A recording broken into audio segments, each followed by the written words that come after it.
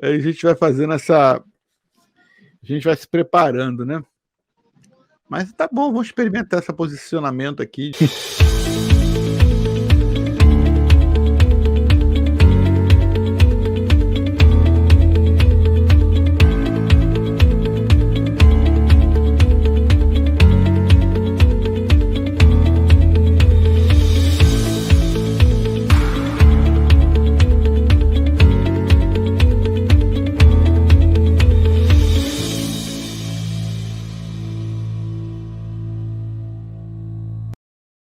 E estamos aqui de novo para contar a história de mais um imigrante brasileiro que saiu pelo mundo afora para desbravar o seu sonho, né?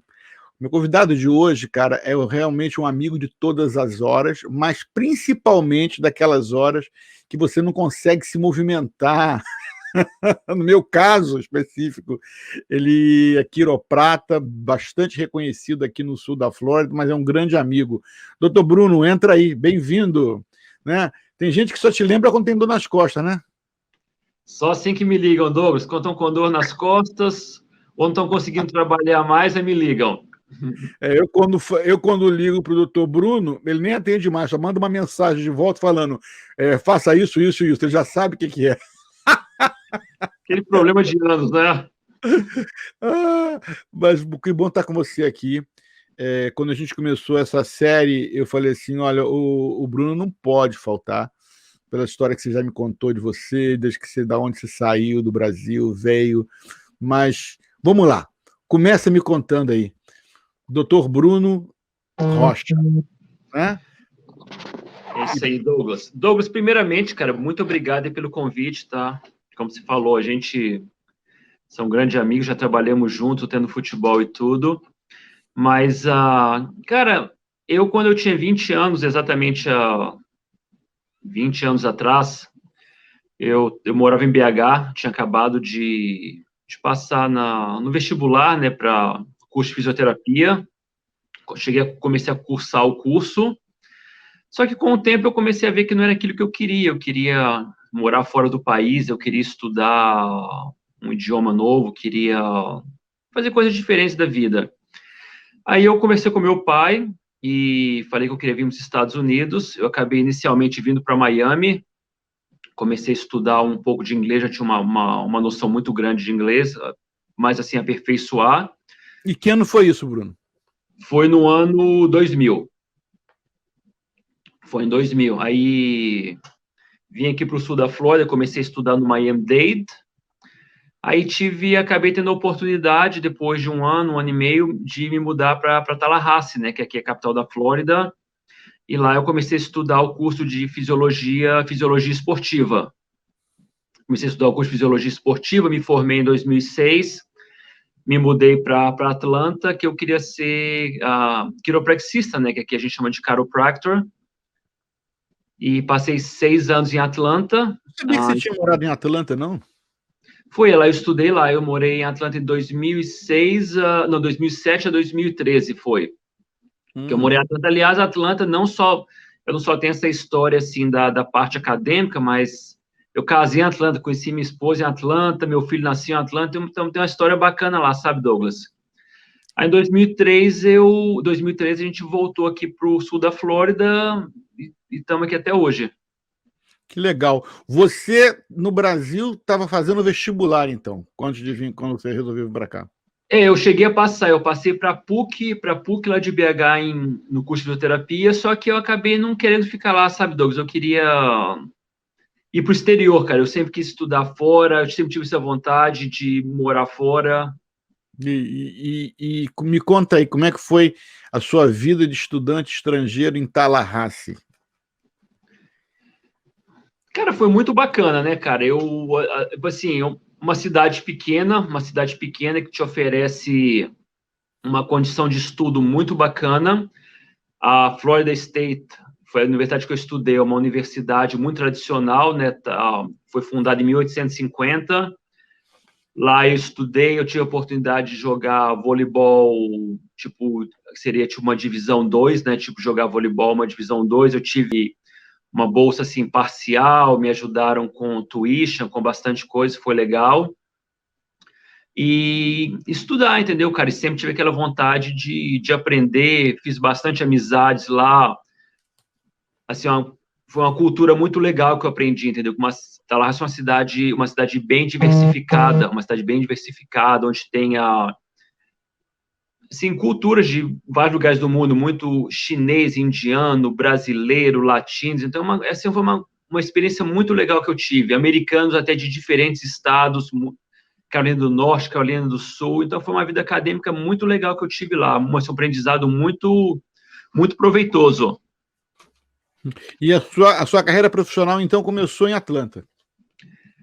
Minha carreira profissional para o curso de doutorado foi que eu me formei em Fisiologia do Exercício pela Florida State, aí eu fiz o processo todo para fazer o curso de quiropraxia, e acabei sendo aceito lá e me mudei para lá em 2007, janeiro de 2007, passei 5, 6 anos estudando lá, aí me formei, né, fiz os exames nacionais, né, aqui para o estado da Flórida e vim para aqui e estou trabalhando aqui desde 2013.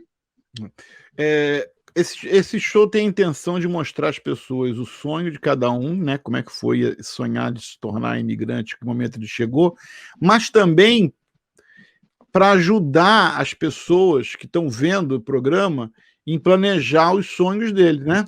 Claro. Então, me conta aí a vida de estudante. É fácil ser estudante estrangeiro num país como esse? Como é que isso se torna? Foi tranquilo? Chegou aqui e falou assim, vou estudar, aí começou a estudar. Conta desse desafio. Assim, Douglas, eu tenho uma vantagem, uma grande vantagem, né? Que eu nasci em Los Angeles, não é? Então, eu sou filho de brasileiro, nasci em Los Angeles, morei aqui até os 6 anos de idade, depois retornei ao Brasil. Então, foi mais fácil eu ser aceito na universidade, não tive aquele problema com documentação, tá entendendo? De ser estudante internacional. Mas eu sempre tive contatos tive um grupo grande, um grupo assim bem grande principalmente até de brasileiros lá em Atlanta também. Sempre tem aquela adaptação, né, Douglas? Tem que se adaptar ao idioma, principalmente, você tem que se adaptar ao idioma, tem que se adaptar à cultura. O sistema acadêmico aqui nos Estados Unidos é um pouco diferente no Brasil. Um exemplo, uma pessoa que faz um curso de medicina. No Brasil, você faz o vestibular, você se forma no segundo grau, né? Faz o vestibular e é aceito no curso de medicina. Um exemplo, um estudante brasileiro que quer vir estudar aqui. Aqui você tem que fazer um bacharelado, primeiro em alguma área. Um exemplo, no meu caso, eu fiz em Fisiologia do Exercício, minha irmã, que é médica, que ela fez em Biologia. Depois você faz aquele bacharelado, aí sim você vai estudar para um curso universitário profissional, seja, um exemplo, odontologia, fisioterapia, quiropraxia, medicina, a própria advocacia também requer, você está entendendo? Então, exemplo, já difere um pouco o tempo é um pouco mais longo, tá entendendo? Você acaba gerando um custo maior nos estudos. E tirando aquilo, aquela adaptação, né, Douglas? Mas, igual eu te falei, hoje em dia tá assim, tá mais fácil, né? Naquela época, um exemplo, quando eu vim para aqui estudar, Douglas, em 2001, não tinha WhatsApp, não tinha Instagram, não tinha Facebook, não tinha nada, era tudo por e-mail, era tudo por ligação de telefone, era tudo mais difícil que é hoje. Hoje em dia é muito fácil, sabe? Então, o contato, né? Você já se prepara, assim, muito mais, Douglas, antes de você chegar aqui, você tá entendendo? Você tem como ter mais informações e estar bem mais preparado, não é isso? Já tem mais informação, você já praticamente conhece todo mundo que você vai precisar ter o contato quando chegar aqui, já antes de chegar, você já tem uma ideia de como que é a cidade, de como vai ser tudo, você consegue se planejar muito mais do que antes, tá entendendo? Entendo. Mas quando você esteve aqui, isso foi um desafio para você? A falta de informação que você chegou aqui e teve que descobrir por você mesmo? Eu tive que descobrir bastante, né? Meu pai, assim, me ajudou o máximo que ele pôde na época, meu pai e minha mãe me ajudou. Mas como que eu falo, é um sistema totalmente diferente de como é o sistema brasileiro de educação. De como é o sistema brasileiro de educação. Então, eu penei um pouco, tá entendendo, Douglas? Até chegar a cometer talvez alguns erros, entendeu? Cometi alguns alguns erros nessa parte de me direcionar para o melhor curso, o melhor, tipo, fazer o melhor currículo acadêmico, acabei me atrasando um pouco e também acabou me custando um pouquinho mais, sabe? Uhum. Então você enfrentou alguns desafios para isso, né? Mesmo Bastante tendo uma coisa. cidadania americana, né? Hoje a minha nora está fazendo medicina lá na sua universidade, lá em Tallahassee, e o André está lá, né? Com ela lá. E a Sim. Gabriela está fazendo também direito lá em Chicago, quer dizer, já estão na segunda etapa, já fizeram o bacharelado deles, né? E nós viemos aprendendo também, que nem você falou, né?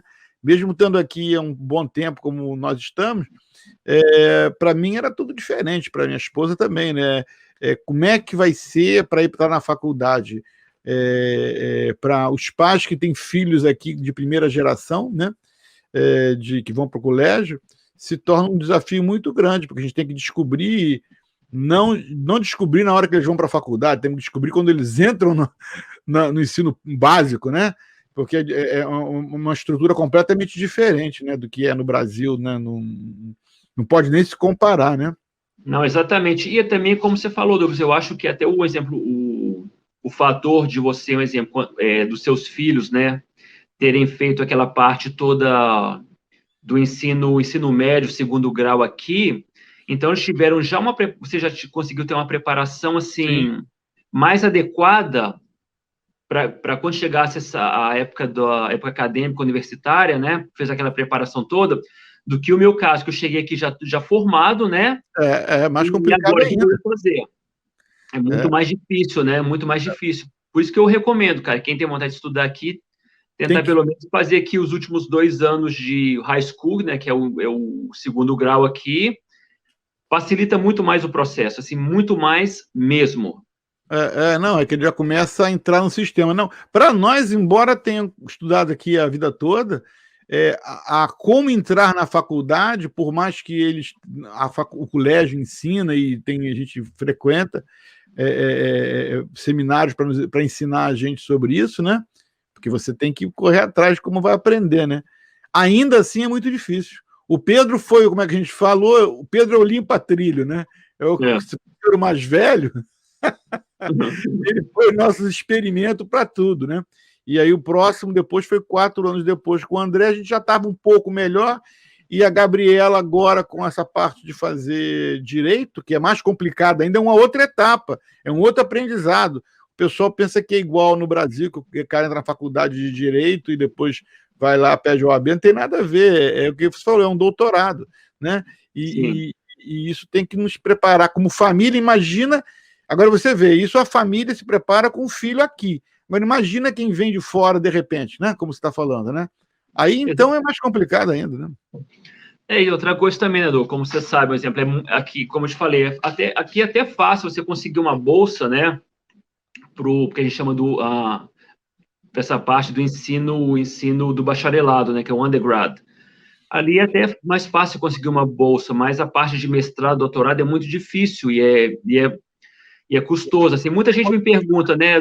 Às vezes me liga, Bruno, quanto que você gastou do dia que você começou o seu curso universitário até o dia que você graduou? Eu tenho essa conta, Douglas, aqui, às vezes eu tenho até uns pesadelos de vez em quando, tá entendendo? Por isso que eu não esqueço. Não consigo escutar, mas é coisa de $300 mil. O pessoal acha que é uma coisa muito tranquila, né? Não. Agora, uma coisa que você falou, os seus pais eram imigrantes em algum tempo, foram imigrantes aqui por algum tempo, né? O seu pai já não está mais entre nós, mas eles vieram para cá, quando você nasceu, eles viveram 6 anos, mas eles viveram mais do que isso aqui na primeira etapa ou não? A história do meu pai, assim, meu pai veio para aqui nos anos 70, anos 60 meu pai veio, aqui nos anos 60 ele estava com 17 anos de idade, meu pai quis vir para cá. Aliás, meu pai naquela época, quando ele me contava, quando ele chegou aqui com 17 anos de idade, no momento que ele pisou no aeroporto, ele já ganhou a carteira de, né, a identificação, o green card e a permissão de trabalho já, só de chegar no aeroporto já.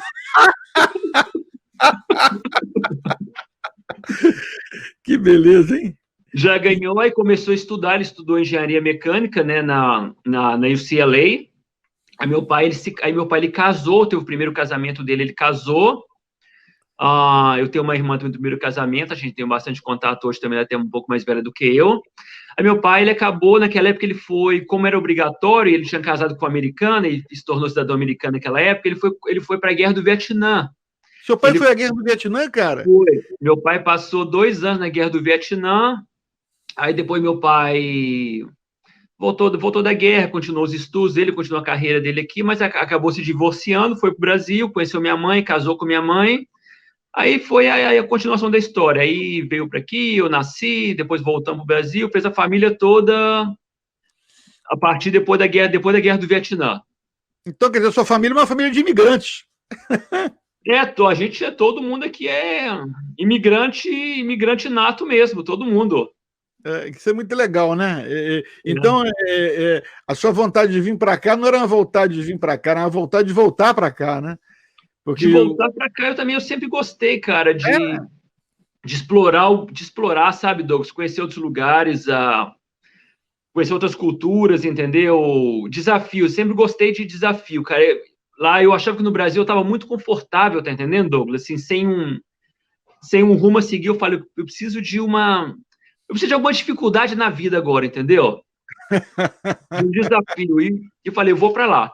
E me mudei e tô aqui há 20 anos já, entendeu, Douglas? E aí, vamos continuando, então, a sua parte da formação. Foi para Atlanta, lá você fez o seu doutorado e começou a carreira profissional lá mesmo ou começou a carreira profissional aqui na Flórida?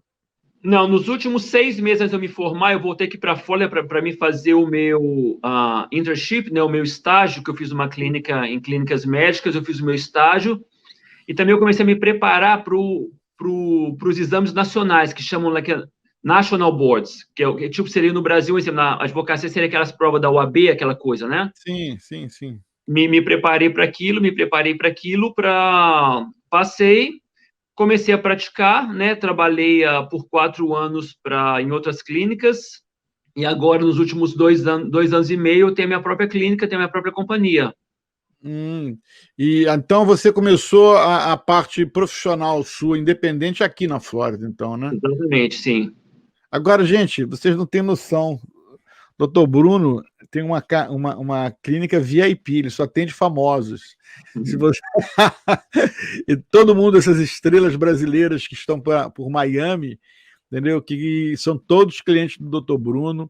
E a gente teve o prazer de trabalhar junto durante um tempo, quando a gente fundou o time de futebol. Ele ajudou a gente, a beça, nisso, no começo, cuidando dos atletas.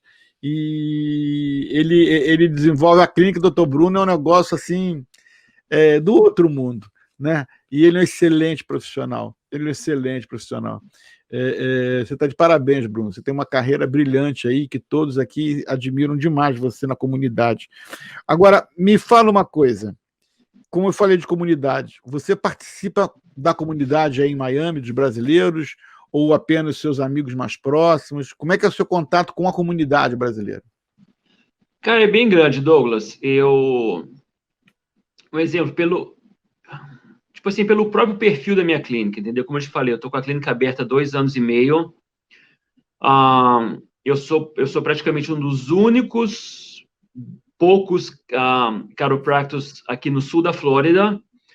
Então, isso, assim, de uma forma natural, isso gera que o público brasileiro me procure, pelo fato de ter a facilidade do idioma, pelo fato que eu apresento um trabalho muito similar também com o que é feito no Brasil, eu faço uma mistura de fisioterapia com quiropraxia, tá entendendo? Então, eu tenho um contato muito grande com a comunidade brasileira. Assim, trato bastante pacientes que têm, um exemplo, negócios brasileiros aqui, jornais, canais de televisões. Eu trabalho assim, com todo mundo, com qualquer tipo de pessoa. Então, isso acaba abrindo as portas para mim, Douglas, para estar sempre no meio da comunidade brasileira. Eu até falo com a minha esposa, eu queria participar um pouco mais até dos eventos aqui.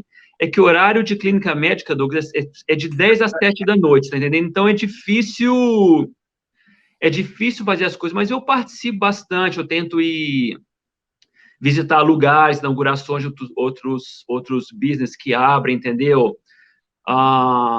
faço propagandas também, algumas propagandas, e estou sempre envolvido com a comunidade brasileira. Se não fosse no dia a dia de visitar negócios, entendeu? Participar de eventos, mas, assim, a quantidade de pacientes que eu tenho brasileira, assim, eu devo ter, no mínimo, hoje, Douglas, na minha carteira de pacientes, no mínimo 900 a 1.000 pacientes só brasileiros, 1.000 brasileiros. Aí tem os americanos, latinos, haitiano, europeu, mas brasileiros acho que até mais, já de 1.000, entendeu? Uhum. Uma pergunta que eu sempre faço para os nossos entrevistados, porque eles são de todos os lugares do mundo, de todos os continentes, eu pergunto assim, tem saudade do Brasil? E eu estou perguntando para você, tem saudade? Dá para ter saudade do Brasil em Miami? Cara, eu tenho saudade do Brasil porque, como eu te falei, eu tenho um ponto positivo que a minha família mora aqui. Meus pais, entendeu? Meu pai quando estava vivo, meus irmãos, sou casado, tenho minha esposa, eu tenho uma família aqui, mas o resto da minha família todo no Brasil, tios, primas, amigos, tá tudo no Brasil. E um fator assim, negativo é o fato da família da minha esposa estar no Brasil. Meu sogro faleceu há pouco tempo agora também, mas a minha sogra, então isso é um ponto assim que dá saudade. Então, mas em relação ao restante, sabe, Douglas, da comida brasileira, não, você encontra tudo aqui praticamente. Comida brasileira você almoça todo dia arroz e feijão, se você quiser, né? A única coisa assim, que eu tenho saudade mesmo que eu falo às vezes, num domingo, sabe, Douglas, assistir um jogo de futebol do Cruzeiro no Mineirão, que me dá saudade. A época não dá para comparar, né? Não dá para lembrar, né? Não dá, mas é por isso que você criou o Boca Raton, né, Douglas? Pra Pois gente assistir os jogos. Aceitamos torcedores de todos os pontos. É onde a gente tinha. Aliás, já tem uma campanha que vai entrar agora em 2021, falando isso mesmo. Aqui nós somos torcedores de todo lugar do mundo. Mas não é nada igual, né, cara? Não é nada igual você ir para o Maracanã, ver seu time jogar para o Mineirão. Não. A gente substitui tudo, mas isso não dá para substituir, né? Não, isso não, mas o resto praticamente tem tudo aqui, né, cara? A cultura, tem sempre aqueles os prós e os contras, né? Um exemplo, quando eu vou no Brasil agora, eu vou muito para Santa Catarina, que a minha esposa é de lá. Então eu tento descansar o máximo que eu posso lá, refrescar a cabeça, né? Porque aqui, principalmente aqui no sul da Flórida, é uma vida muito corrida, né? Uhum. E lá realmente eu consigo refrescar a cabeça, tá entendendo? Rever a família, rever os amigos, fazer algumas coisas que às vezes a gente não tem aqui. Mas a vantagem também nossa aqui, né, Douglas, que independente que tenha distância de ser um país para o outro, nós estamos apenas 8 horas, é só entrar no avião e ir para lá, né? Mais perto chegar no Brasil do que o cara que está no Rio Grande do Sul chegar em Manaus, né? Com certeza, então não é tanto assim, não é muito problema, mas o que às vezes prejudica isso como eu falo, a vida aqui na América não é fácil, aqui é muito trabalho, aqui é trabalho, trabalho, então você acaba ficando sem tempo para, às vezes, poder ir no Brasil como eu, às vezes, queria ir, talvez umas 2 vezes ao ano, que não está sendo possível mais isso, sabe? Eu estou agora com um plano, assim que eu me aposentar, aí lá quando eu fizer uns 85 anos, já falei até com a Dini, que eu quero chegar ao ponto, falar assim, tem jogo do Flamengo hoje, a gente sai sexta-feira, assiste o jogo do Flamengo e volta na segunda, né? Então, quando eu me aposentar lá com os 85, eu estou fazendo isso. que seria o ideal, né? A gente, vamos ali ver o jogo, volta, né? Vou ver aniversário da minha tia, vou dar um pulo. Vou dar um pulo lá e volto, né? Quem sabe... Nunca se sabe, né, com essa tecnologia toda que está acontecendo aí, quem sabe vai facilitar um dia, né? Quem sabe se vai ser um dia viável, né? Isso é verdade. Olha só, gente, nós estamos falando aqui com o Dr. Bruno Rocha, contando a história de migração dele. Tá? Ele já deu excelentes dicas, mas nós vamos encerrar hoje. E eu quero que você fique ligado para você voltar com o Dr. Bruno na próxima semana, ou no próximo episódio. Tá legal? Fica aí e vem no episódio seguinte. Um abraço. Na Florida State, e eu era, tipo assim, muito, muito tímido um pouquinho, porque eu tinha aquele acento, aquele sotaque, eu ficava com medo, e lá em Tallahassee, assim, como é muito americanizado, aquela coisa toda, né, e eu era calado, falava assim, aí um dia um professor perguntou quem tinha resolvido um problema de álgebra, né, que ele tinha passado, e eu fui ter a infelicidade de levantar a minha mão, tá entendendo? Ele falou, então vem aqui na frente agora e explica para todo mundo. Ah!